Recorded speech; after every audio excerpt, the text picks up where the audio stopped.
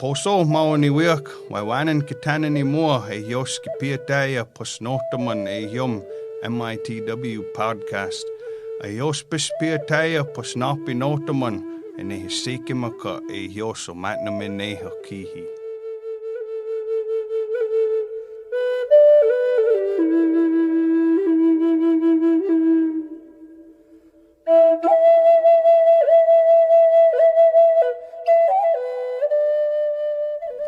Welcome to the Menominee Indian Tribe of Wisconsin podcast. I'm your host, Sheena Mapus. On this episode, I'm joined by Vaughn Bowles, Public Information Officer for the Menominee Indian Tribe of Wisconsin. Welcome, Vaughn. Hi, Sheena.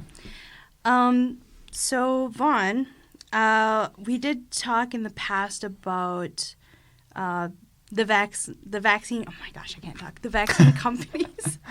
The vaccine companies saying that a booster was probably something that we should have, whereas the FDA just said, no, that's not something that we need right now. Right.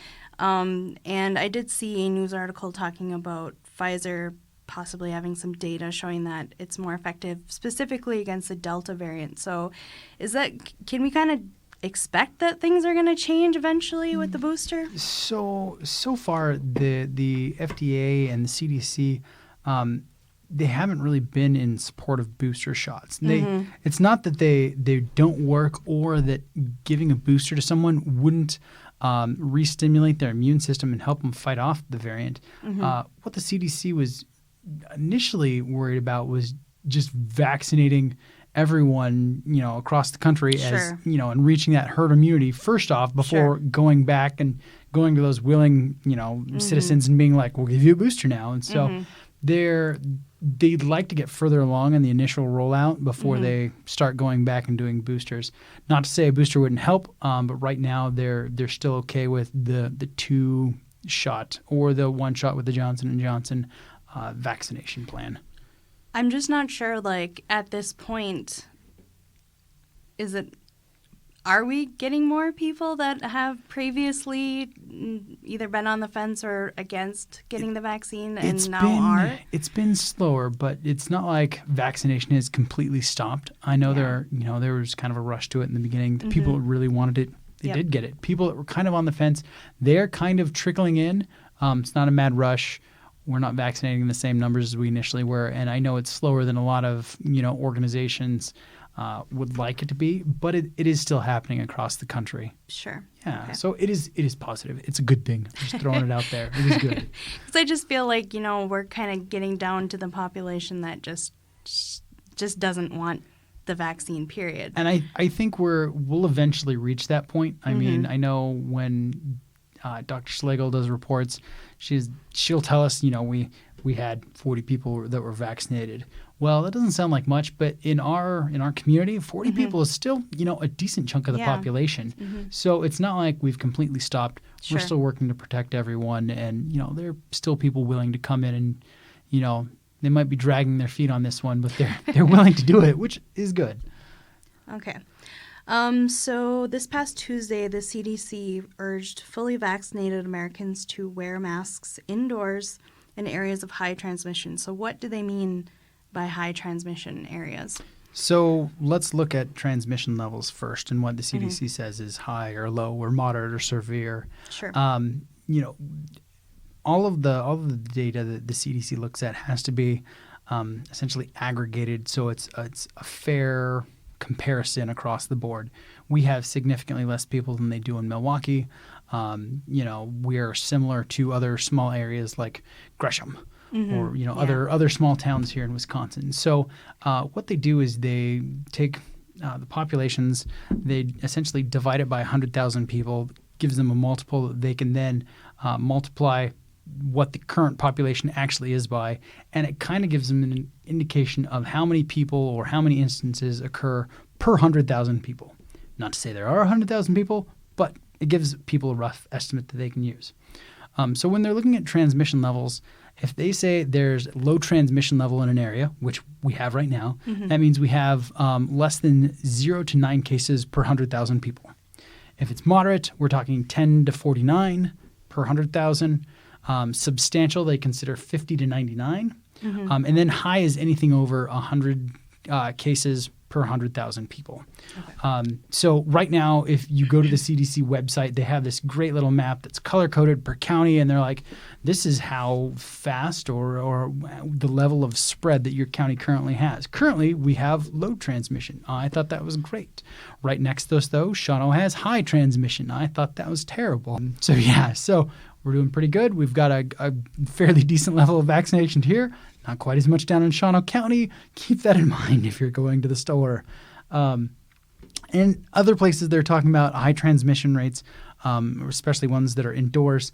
A lot of the times they're talking about public spaces, particularly ones for transportation, bus stations, airports, any sort of large gathering like a stadium or an auditorium, and in some cases places like restaurants. So they just want people to be aware of how much COVID is circulating in the community and where they're going to be when they're in it. What about a store? Stores could count just as easily as, any other one of those places. Sure. Okay, so do vaccinated people transmit the virus? They can transmit the virus. Okay. If they do, we're talking about a breakthrough infection. Okay. Someone's vaccinated, gets exposed, and contracts it. They could be asymptomatic. They might show, signs of symptoms. Mm-hmm. But if they're infected, they can transmit it just like anyone else. Okay, gotcha. So speaking of breakthrough infections, so can we kind of expect, because we talked about how kind of statistically rare they actually are. Right. So can we expect those to increase now that we have more cases with the Delta variant? It's plausible because the Delta variant's easier to contract than some of the other variants out there or the original strain. So it's not unfounded to see slightly more of those. Sure. Another issue that the CDC tracks when they're talking about variant strains is the ability for either the virus, the bacteria, the pathogen, whatever, to avoid vaccination or attempts to inoculate the population. And so Delta variant very well could be one of those strains that is harder for the vaccine to block. So sure, not improbable to speculate on that. Okay. So we did talk about how Delta kind of seemed to be on the coast and slowly making its way inward. Are we starting to see local cases rising because of it now at this point? I want to say yes. So the Delta variant's finally reached the point where it's the dominant variant in the country, makes up 82% of the cases across the country. Yeah, it's really taken the country by storm as far as, infecting people. Regionally, like our Bemidji area, Wisconsin, Minnesota, Michigan, it makes up about 80% of the cases.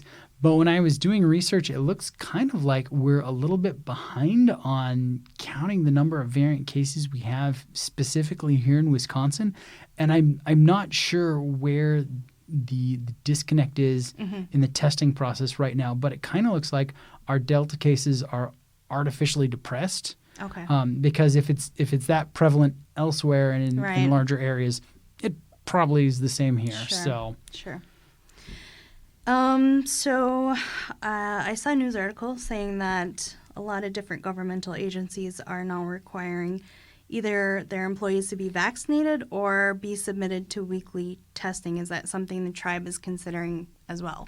That was one of the discussions we had early on when the vaccine was right on the horizon. And we kind of debated and argued this a lot in the incident command team of where we wanted to land on the issue.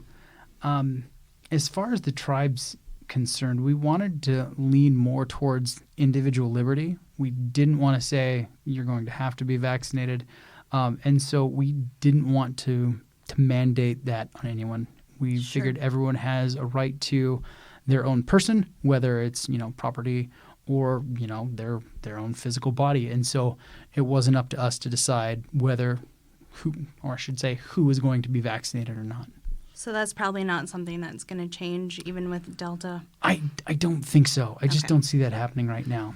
Alrighty. Anything else you want to add for the week? No, not right off the top of my head. I want to thank those that have been vaccinated up to this point. You guys have really been fantastic at helping to keep the cases low in the community. And so thank you for that. If you have family and friends out there that are still on the fence, please push them off the fence and try to convince them to come in. All right. Thank you, Vaughn. Thanks to you. Thank you. There we go.